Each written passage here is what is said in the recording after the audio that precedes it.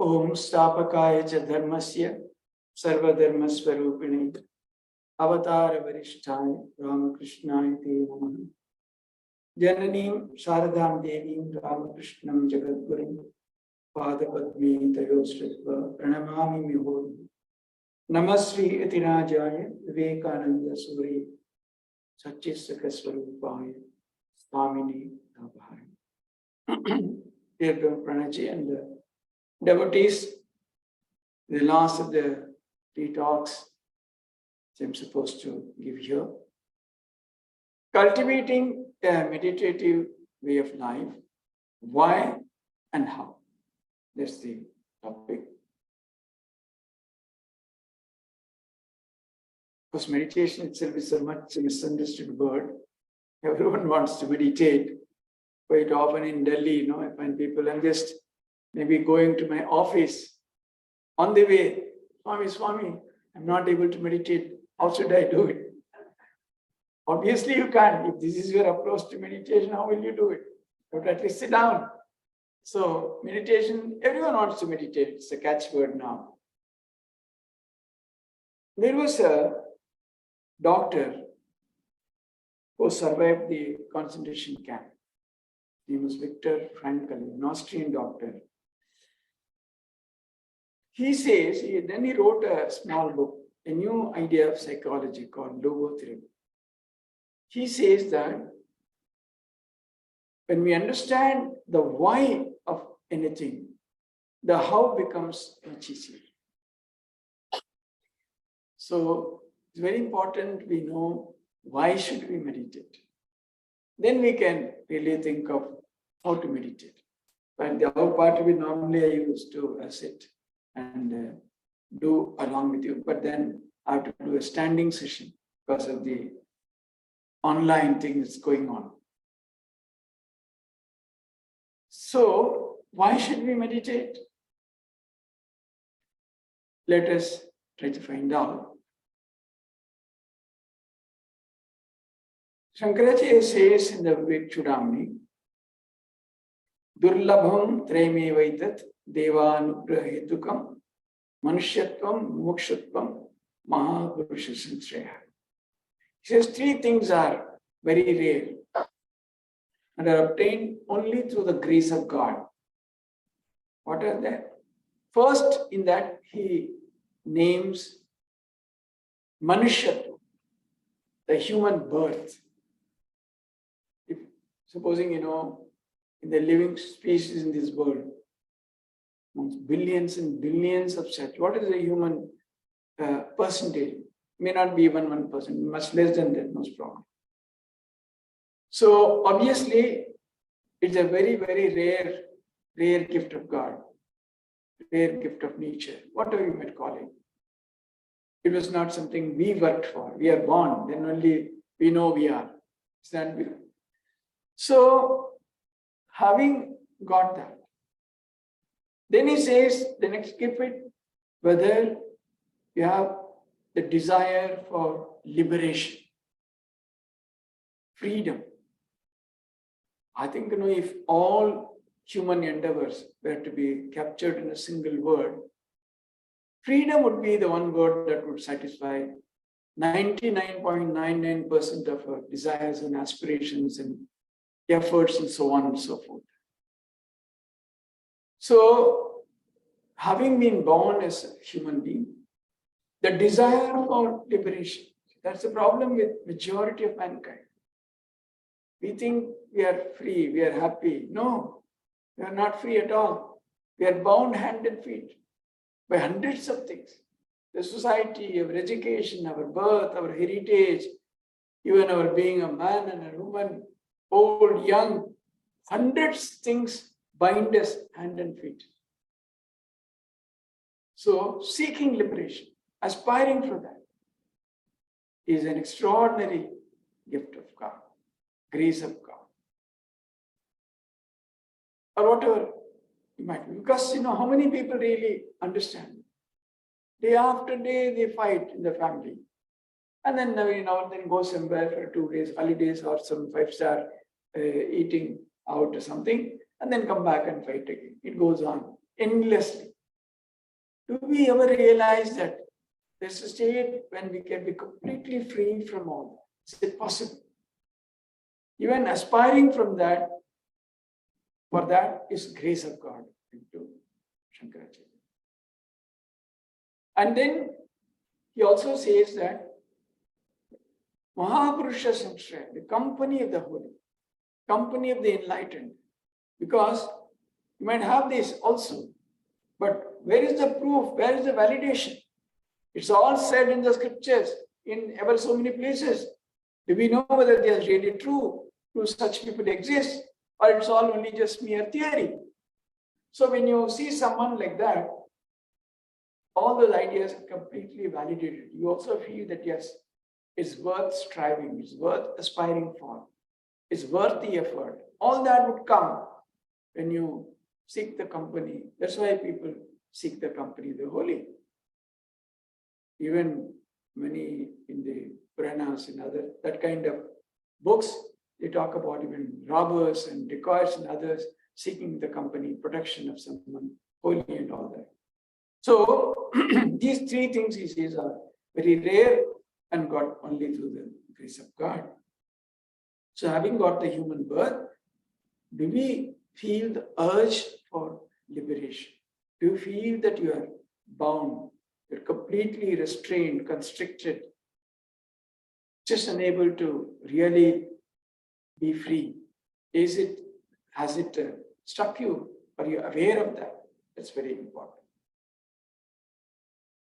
Of course, the Gita also says how difficult it is. It's kind of awareness. Because it says, Manushyanam sahasreshu kaschit etati siddhe yatatam api siddhanam kaschin mam veti tattvataha. It says, amongst thousands and thousands and thousands of people, the rarest of the rare get an inkling of all that. Manushyanam sahasreshu, thousands of people, this idea, something superior, something transcendental, something called mukti or liberation, that strikes only for the rarest of the rarest. Then amongst thousands of people also, a rare one really reaches the ultimate or gets that ultimate free. So you can imagine the immensity and the extraordinariness of that kind of an aspiration or an effort or a goal. So this is the background. Then obviously the question comes, why is it so? Why do we not feel? It's all there. When someone explains, we somehow seem to understand, but it doesn't stick. It goes away. It's so momentary. It's so transient. Why is it so? Again, we have answers in our scriptures. Also, this is a beautiful sloka in the Kathopanishad, which explains this idea very beautifully. It says, Paranchikani vitirnat swayambhuho parang pashyati nantaratma. So this, in nature, by the Creator, all our indriyas are constructed or made in such a way, they're always outgoing. Parang pashyati nantaratma. They don't gaze inwards. They don't look inwards. Eyes. How do we determine how far we can see? How far is our sight clear? Does a doctor ever test you? How about your inward looking? Are your eyes looking inward? Should I give you glasses for that? No one says. How far from a distance you can read? How far from a distance you can see? So, by very nature, they are made like that. Not to turn inward, not to go here. When somebody is standing at a feet of 50 feet, oh, he must be talking about me only. We get this phobia again and again. Somebody's talking about me, somebody's talking about me. So we never listen to the inner voice which constantly reminds us, your time is up, you're consuming time. Anytime you have to go, get prepared, be ready. Are you aware? Are you ready? You never listen. That's what Dharmaputra says in the Mahabharata. It's a very beautiful portion called Yaksha Prasna. The brothers went to fetch water. One Yaksha asked them a question. They could not answer. And one by one, Bhima, Arjuna, Nakula, Sahadeva, they all dropped it. Finally, Yudhishthira went to rescue his brothers, and he finally rescued them. Then Yaksha also asked the question, what do you think is the greatest wonder?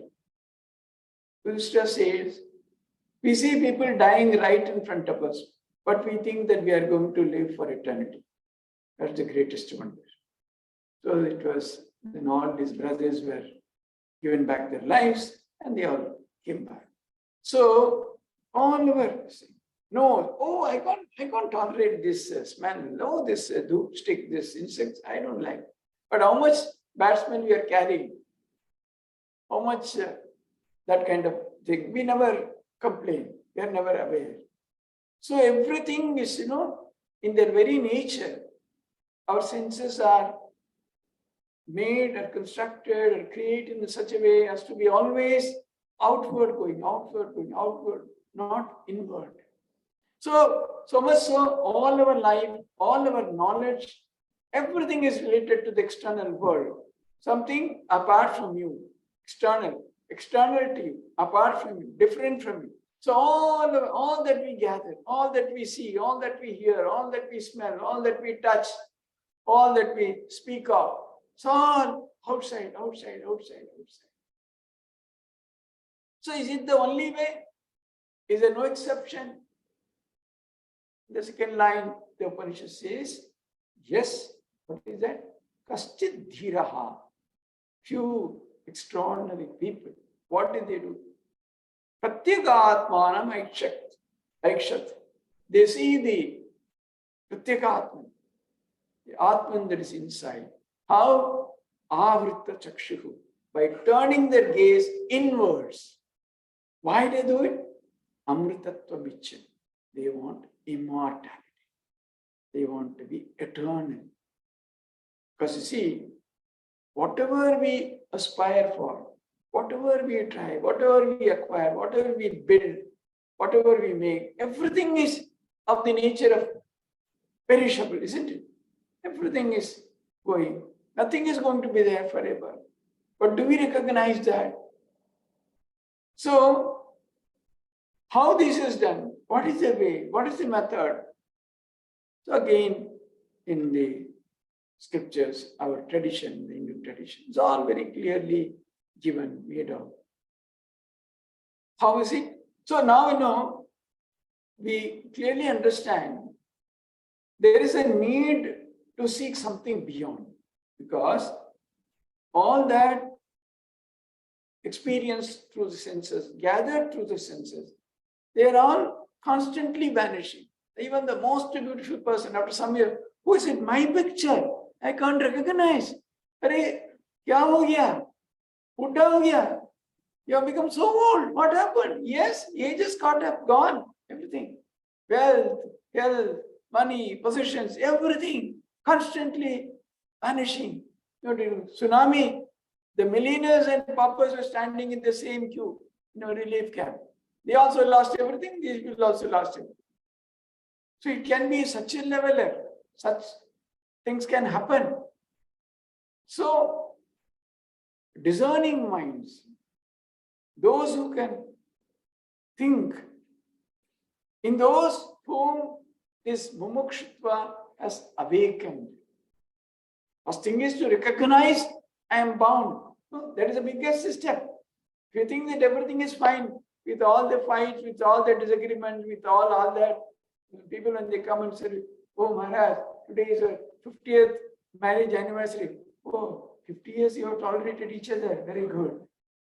So, everything is like that. Is it possible? When we understand the utterly transient nature of existence, all that our prized possessions, our wealth, our assets, our bank balance, our investments, our body, our mind, everything is transient. Body is transient, at least to some extent, we think of maybe once in a while, because we see people dying. The body aging, we clearly see. What I could do 10 years back, I can't do now. I can see clearly age is catching up. The mind is even more transient. Within seconds, it can go to 100 places. Body can't be that impermanent or that transient, but mind can be even million times more. In a second, you're sitting here now, just as you're here, immediately you're going to Switzerland, maybe Holland, but somewhere else where your daughter is there, or son is there, what's happening in the factory, something or other. So the mind is also transient. It's something beyond all that. So the first thing, the awareness, that is what is called that mokshutva, or desire for liberation, to be free, to be completely free from all bondages, all limitations, all difficulties. So how does it happen? How does this awareness even dawns on an individual? How it is happen? That's why they say in the scriptures, when someone comes to read, they are not taught just like that. You must be an adhikari, a qualified aspirant. Because studying scriptures is not just bookish knowledge. One has to live that, realize the truth that is spoken of in the scriptures. What is that? The highest, the ultimate, the supreme goal of life, etc. So then they say there are qualifications. Unless you qualify, unless you have all this, you cannot qualify. You are not eligible to read. So the first qualification that they speak of, that's an extremely important tool that will be so useful for all of us. In fact, if you have this one quality, the life can be so different in terms of quality, in terms of the way we behave, we perform, we understand, we react, act, everything. That is, they say, Nitya Anitya Vastu Viveka. Every day, understanding what is Nitya and what is Anitya. Supposing you, at the end of the day, we sit and try to understand today what all I did for 99.99% of humanity. The same percentage would be all related to Anitya. You tell me from getting up till now what all you did, or even what are you going to do throughout the day. Because all that relates to the perishable or the impermanent. So, when you do that, what happens? When we constantly try to do this, cultivate this mindfulness, this awareness about this Anitya and Nitya, then only that desire gets ignited. Oh, this is it. I am spending all my life, all my wealth, all my possessions, all that I have. It's not going to lead anywhere. It can all go away in a trice, in a moment. Does it mean that we will not make any effort at this end? Yes. But along with that, this awareness that all this can be absolutely momentary, absolutely temporary, can go away anytime. So this one idea is extremely important. And that is why that is given as the first step. Nitya, Anitya, Vastu, Viveka. Discriminating between the real and the unreal. So if any person, any discerning person, you don't have to be a doctorate or a PhD or anything else as a psychologist or whatever it is. Just a normal understanding. Just look around, see how people are, how things are happening in my life. What happened yesterday? What happened today? How the scenario keeps constantly changing. So that which is changing is Anitya. That which is permanent, unchanging, that is Nitya. So we say everything that we see seems to be Anitya. Is there anything Nitya? That's what, as we said in the morning in the path of Jnana, they say give up, give up, give up, give up. Niti, niti, niti, not this, not this, not this. Anything that is temporary, anything that is of a perishable nature, no, not this. This is not the truth. This is not the ultimate. This is not the reality. Keep on negating. And finally, what remains is that which is Nitya or eternal. There's one path. The beauty is, every day we experience this. We go through these experiences of Nitya every day. But still, somehow, we are not able to hold on to it. It doesn't stick, you can say. That's why in the Shastra, one of the very popular methods used in Hinduism is an understanding or analysis of what is called the Avastatraya, 3 states of existence. Jagrat, Swapna, Sushupti. Waking state, dream state, and deep sleep or Sushupti. So, we are all concerned largely with the waking state. That only appears to be very real to us. But in dream, maybe tonight you will go back and dream that you have won $1 billion in a lottery. The morning when you get up, you will search for the lottery ticket or for how to get it. I don't know, but please come some answer. So, we know it is unreal. But when we go through the dream, is it unreal? It's absolutely real. Is it not? See, in the waking state, we clearly experience the body as well as the mind. There is this body, constantly we are using it. Mind also is there, constantly we are using it. So in the dream state, what happens? The body has no function at all. There's nothing happening in the body.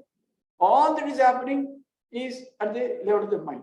So every day, even as you are dreaming, you completely get rid of this body. Is it not? Body is not there at all. So how impermanent, how anitya it is. Every day, in spite of all your robust health, all your yoga, all your gym, all your vitamins, all your everything, you completely lose this body. When you are in deep dreams, where is the body? Only the mind. It takes you to all kinds of places in a moment's notice, everywhere. So in deep sleep, when the mind is not there, mind is also gone completely. There's no body, there's no mind. But is there nothing at all? Yes, there is something. What is that? When you wake up, you say, oh, I slept very well. I was so happy. If you get good sleep, you always feel that, it's a very nice sleep you had, a very good experience. So I slept very well. So there is something which is the sakshi or the witness that was witnessing even as your body and mind were not functioning.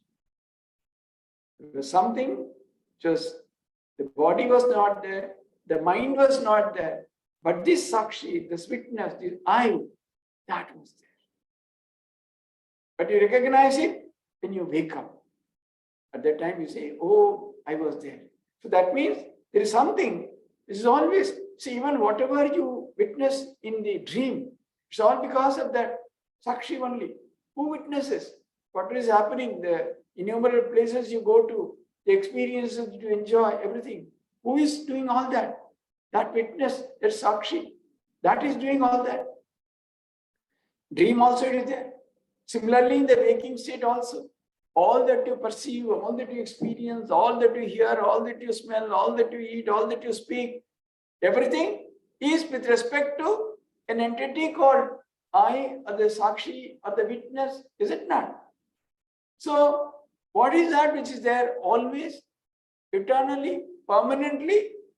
It is that sakshi or that witness or that I. You call it as consciousness, you call it as Atman, you call it as Brahman, you call it anything.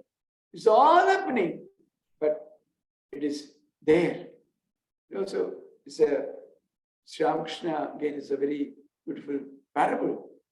There's a farmer, he was that day working in the fields, and his wife was there at home, and suddenly her only child, the son, she died all of a sudden.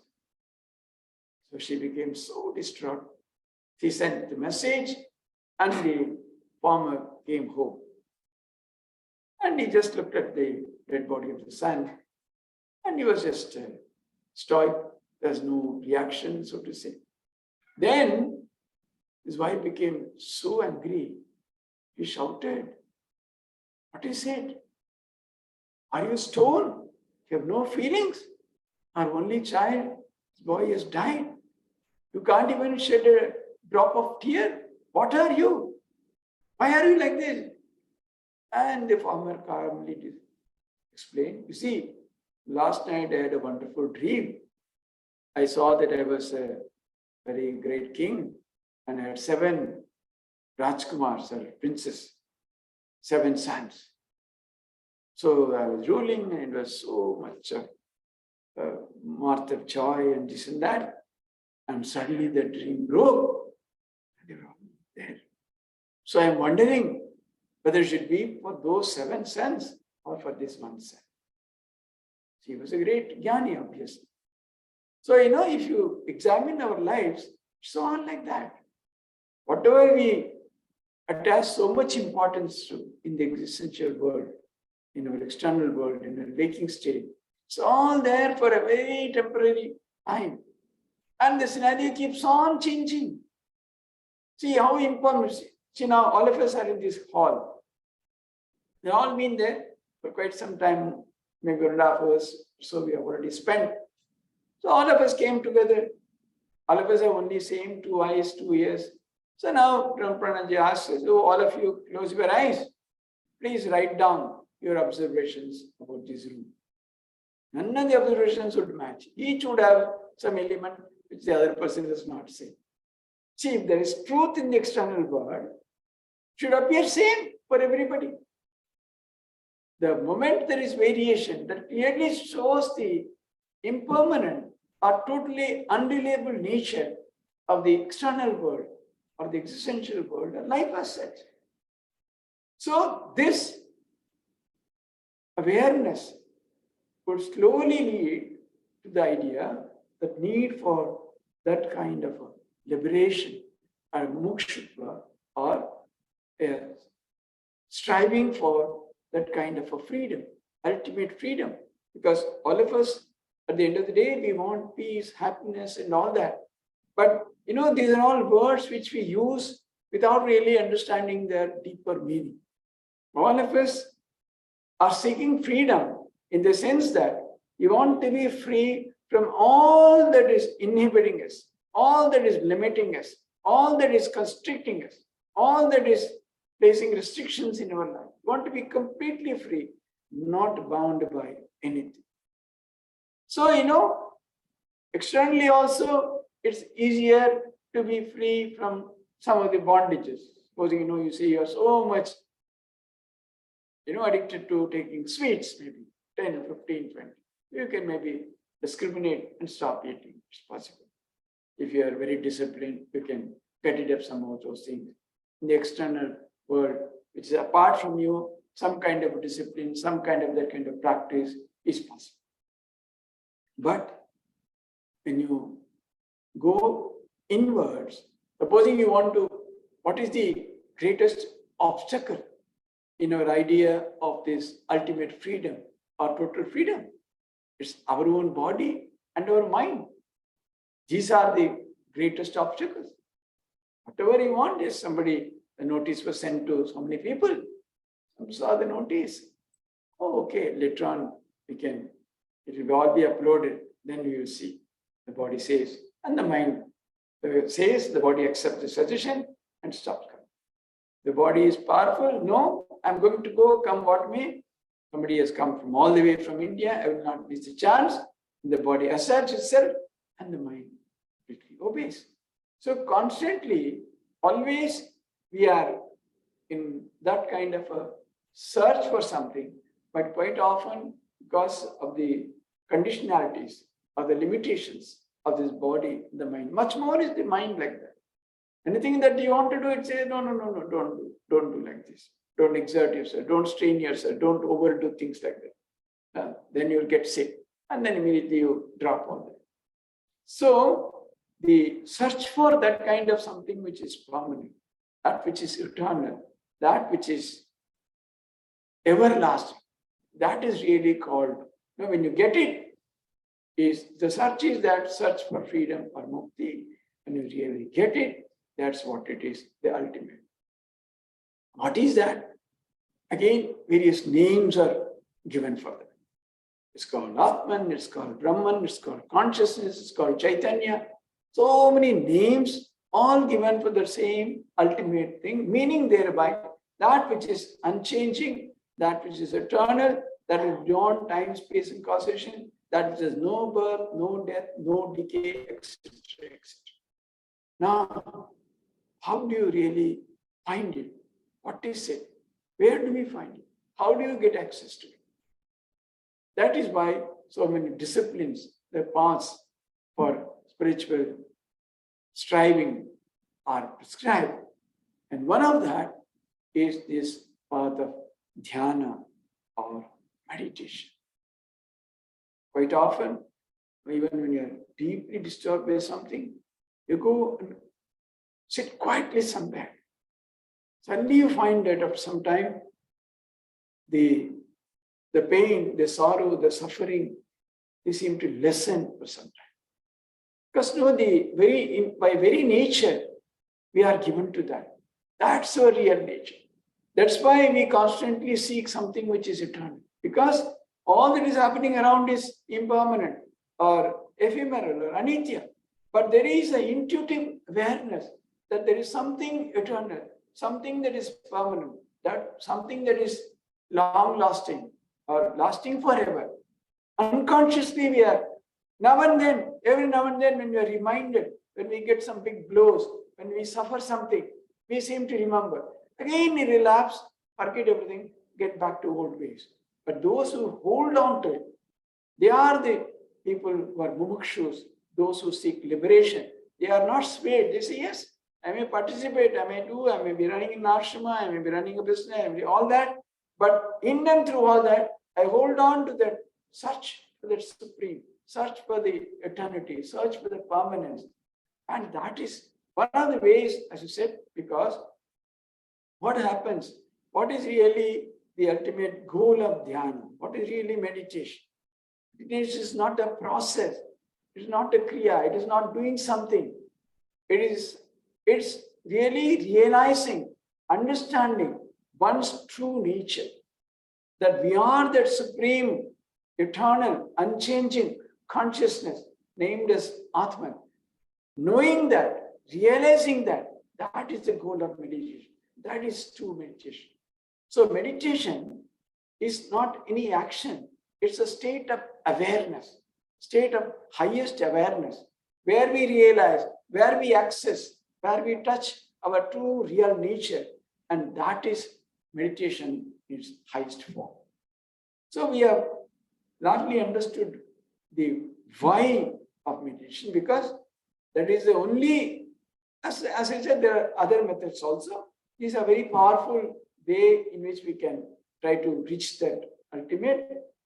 The essential need to aspire for something like that, that is what's called the search for freedom, the search for the truth, the search for the ultimate.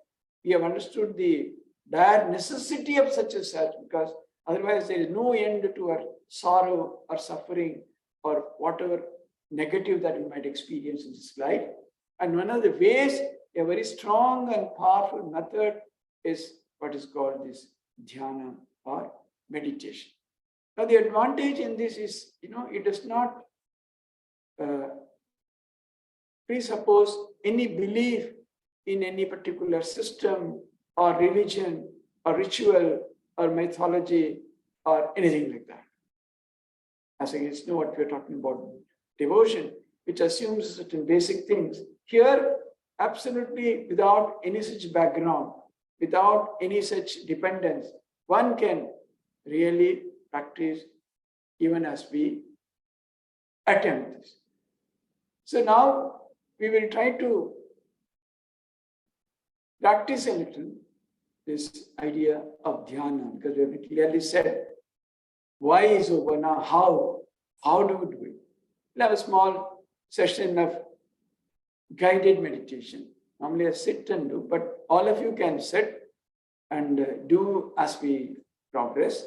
I'll be standing and doing it rather than sitting and doing it. So the first thing when we start is, because because the body is such a great impediment or an obstacle, the body has to be in a proper position. The way where it is most comfortable. Sukhasana, sitting comfortably and sitting erect. That's why in the Ashtanga Marga Patanjali start with asana. The way we sit is so important. So they say when you sit straight with the back, neck and the head in a straight line, there are certain currents that flow inside the body. A smooth flow of such currents is possible only when these three are in a straight line. So we sit straight with the back, neck and the head in a straight line. Now, when we meditate, even as we begin, it's very necessary to close the eyes. Why? Because, as I said, they're all meant to go outwards.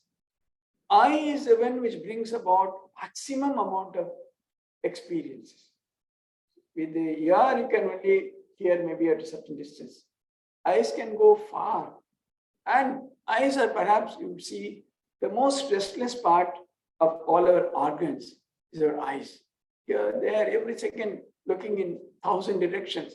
So when we try to meditate, because when we want to concentrate, when we really want to go deep inwards, so we should close our eyes. So all of us are sitting straight. All of us, let us please close your eyes. Don't open till I say, till then they will remain closed. Because don't go to sleep. So when you are sitting with your eyes closed, now what happens? When we try to really go inwards, we find that the mind is wandering in 1,000 directions. In fact, it seems to wander more when we try to meditate. When we are busy with some work or anything, maybe probably only one aspect is attending to. But when we try to meditate, it's going in 1,000 directions. Please close your eyes, all of you. And then, so what is the way? One effort might be, when we sit, let us not try to meditate immediately, but then just make yourself a sakshi or a witness and try to see where all the mind is. Do not try to restrict it. Do not try to control it. Just give a free rein to the mind. Let us go wherever it wants. Let it wander. Good, bad, ugly, nice, sweet. Don't bother. Now, when you do it rigorously, regularly, day after day, you will find that after some time, the wandering reduces and probably a certain amount of calmness comes to the mind. Because, when we try to restrict the mind and control it, it seems to wander in 1,000 directions. When I give it a free rein, the mind starts settling little quickly. Now that is the time when we can begin. So then what happens? There are certain traditional practices. When we sit for meditation, we offer our salutations to the guru or a spiritual teacher. Because any learning, anything that we learn, we need a teacher, much more for a spiritual learning, or spiritual knowledge. So we offer our salutations to Guru. It's a beautiful sloka which I will chant and I will explain. You can just listen and mentally offer salutations to your Guru, whosoever be your Guru, whomsoever consider as your mentor or a spiritual teacher. What is this sloka? It says, Gurur Brahma, Gurur Vishnu, Gurur Devo Maheshwara, Gurureva Param Brahma, Tasmai Shri Gurave Namah. My Guru is Brahma, Vishnu, Maheshwara, is even beyond that, is verily the Parabrahman. I offer salutations to such a Guru. Sri Ramakrishna himself says, ultimately, our own purified inner self, that is our Guru ultimately. But for practical purposes, initially, we all accept someone as a Guru. We must know that ultimately, our own deep inner self, which is pure, shining, glorious, that's our ultimate Guru, from where we get all inner knowledge finally. How does the Guru help us? Says, Ajnanatimirandhasya Jnananjanashalakaya Chakshurunmilitam Yena Tasmai Shri Gurave Namaha. The Guru, opens our eyes, which are covered with a thick layer of jnana, or ignorance, or darkness, by applying the collyrium or anjana of knowledge. Our salutations to such a Guru. Not only that, when we do sadhana, when we try to practice spiritual disciplines, we are all quite often hampered by our past. Hinduism clearly believes in samskaras due to previous births, whatever we might have done. Then the Guru removes these obstacles, just as fire burns wood. In the same way, it burns away our previous samskaras or karma phalas. How does he do? Aneka janma samprapta karmendhana vidahine atma jnana pradhanena tasmai Shri Gurave Namaha. Aneka janma samprapta, whatever we have acquired through so many births, all that through the karma, whatever we got, karmendana, by the firewood of work, they're all burnt away by Guru in a trice by giving us Atma Jnana, or the knowledge of the self. Now we have really prayed to our Guru, and then we always pray for the welfare of the entire humanity. Sarve bhavantu sukinaha, sarve santu niramayaha, sarve badrani pashyantu, ma kaschit dukkha bhag bhavet. Let everyone be happy, let everyone enjoy good health, let everyone see only auspiciousness all around, let no one suffer dukkha or misery. We pray for the entire humanity, and then we proceed further. Now again, it's very necessary to remind ourselves of our real nature. Because in meditation, what we realize ultimately as to who we are, what's our real nature, that can be reinforced through certain suggestions, through certain ideas, which we get from scriptures, from the lives of saints of realized souls, or people who have really treaded this path. So even as we sit for meditation, then we can remind ourselves of our real nature by chanting certain slokas. I will just chant just for the benefit of all of us. You can listen and remind ourselves. Shivoham, Shivoham, Chidanandaroham. May it all join together. Shivoham, Shivoham, Chidanandaroham. Shivoham, Shivoham, Chidanandaroham. Shuddhoham, Buddhoham, Muktoham, Nityoham. Shuddhoham, Buddhoham, Muktoham, Nityoham. Shivoham, Shivoham, Chidanandaroham.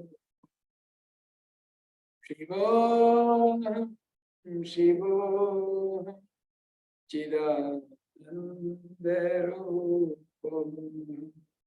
Shiva, Shiva, Shiva, Shiva, Shiva, Shiva. I am that infinite, auspicious, ever free, boundless of the nature of joy and ananda. I am that. Even to imagine, even to say so, would make us feel better, happier, and so on. Then comes the real practice part. There are several types of meditation. The normal one, which is suitable for majority, is concentrating on the form of an object of worship, Ishta Devata or chosen ideal in the heart. There are also Nirakara meditations. One meditation one might try today for a few minutes. Just try to see a bright, shining light in your heart. It's not exactly the form of a flame or an electric bulb or anything like that. You only experience a great glow in your heart. It's glow, it's shining, but it's not the shape of a flame or a lamp or a bulb or anything like that. Just concentrate on that glow, on the shine that is spreading through your entire heart. You feel that presence. You just focus your mind on that.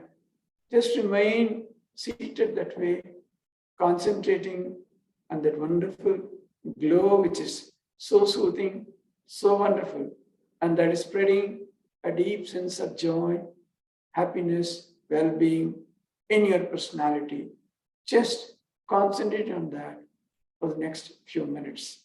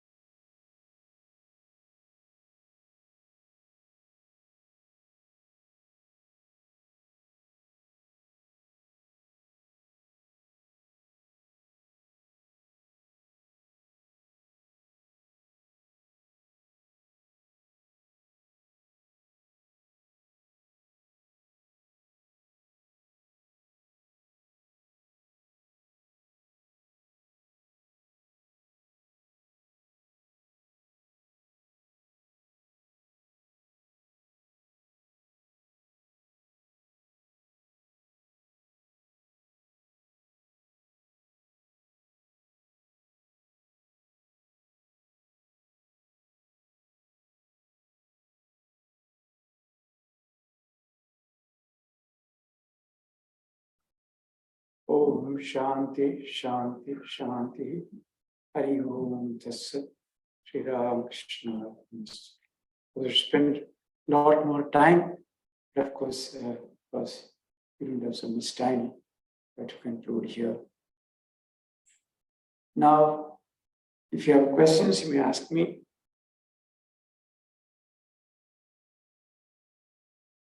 Yes.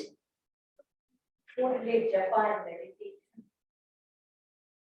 Yeah. See, in our tradition, Japa is just taking the particular name, and the Japa indicates a personality. That's a Ishtadevta, a chosen deity. So then when you concentrate on the form of the Ishtadevta, that is meditation. So that's why Prarthana, worship, and dhyana. So after Japa, you can do the dhyana. In fact, even while doing Japa, there's an idea to start concentrating the form. Then you completely stop Japa and do only dhyana.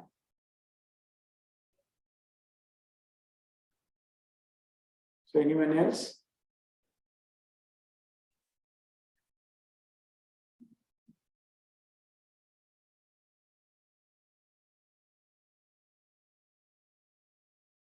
No question online? Yeah. Yes.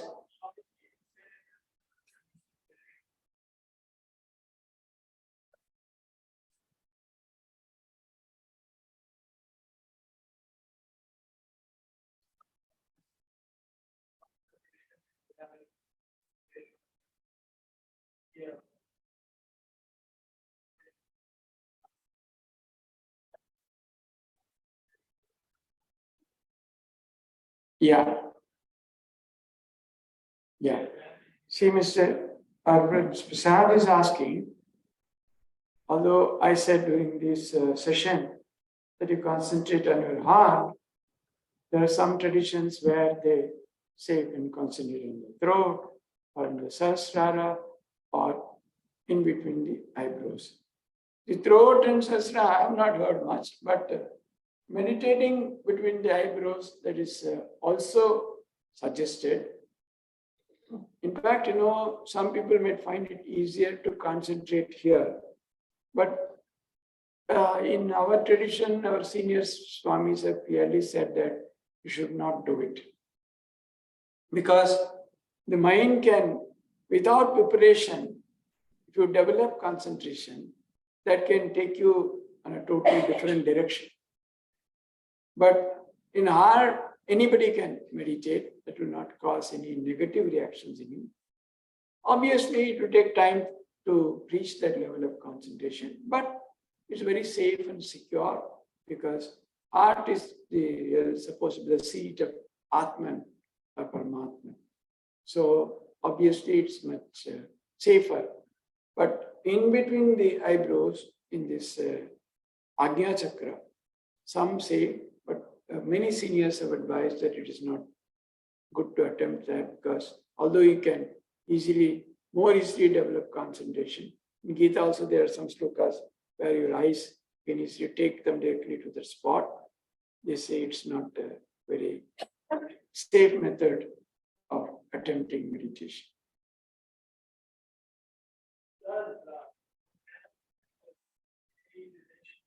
Yeah. See, the Patanjali Yoga, it starts with, Yama, Niyama, Asana, Pranayama. Pranayama, actually, the control of breath, even if not exact pranayama, rhythmic breathing, because there are ways in which you can quieten the mind.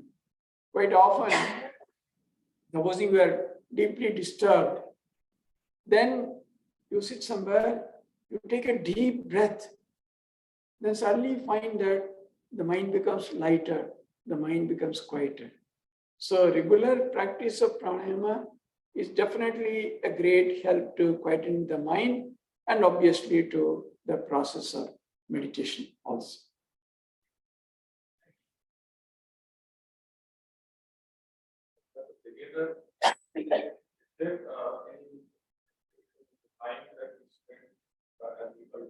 Yeah. See, and thing is prescribed like that. Initially, probably it's not very advisable to sit more than half an hour or 45 minutes to start with. Then slowly we can progressively increase the time and take it to a much more deeper level and spend more time in meditation.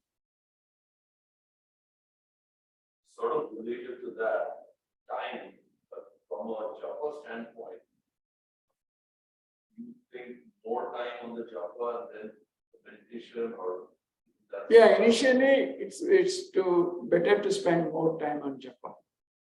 Slowly, when you are really established, then you can spend more time on meditation. Meditation is a very advanced stage of spiritual practice.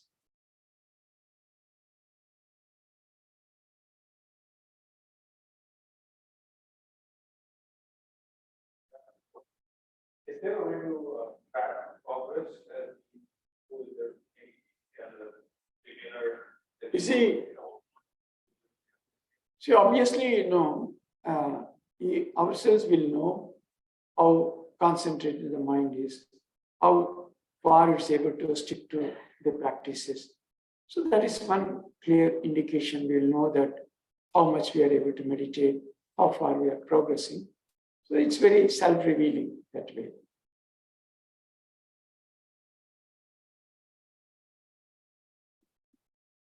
Anybody else? Yes, Prasad. Meditation every day.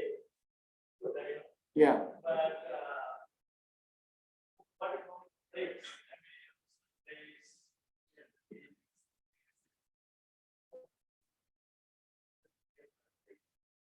Yeah.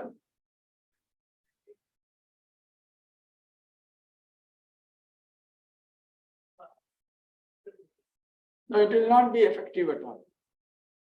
No. One has to be very diligent and spend not just a few minutes, hours, even much more. Then only it's possible to reach the goal. See, for example, even people like players, how many hours they spend to practice and perfect something. Today we're all, if somebody is admired so much, when they come and perform on stage, we admire. But then how much practice has gone in hours after hours. People, the great musicians, the same raga, the same particular lines, hours. You have to repeat again and again and again and again, 100 times. Then also the Guru is not satisfied. So any mastery requires continuous practice and practice for long hours, not just for a few minutes. Yes. See, time is, he's asking whether time every day is important. It is important. Why? Because that's how we develop samskaras, abhyasa. When you do it a particular time, the mind settles down much more easily at that time. Because slowly the mind would understand, oh, this is the time for meditation. I should not wander, I should not do anything. And also when you keep a discipline, it's easier to take control of the time. Even if that anything comes, you say, no, I'm not going to do because this is my time for meditation. That way. So particular time, particular place, all these are all great helps in meditation.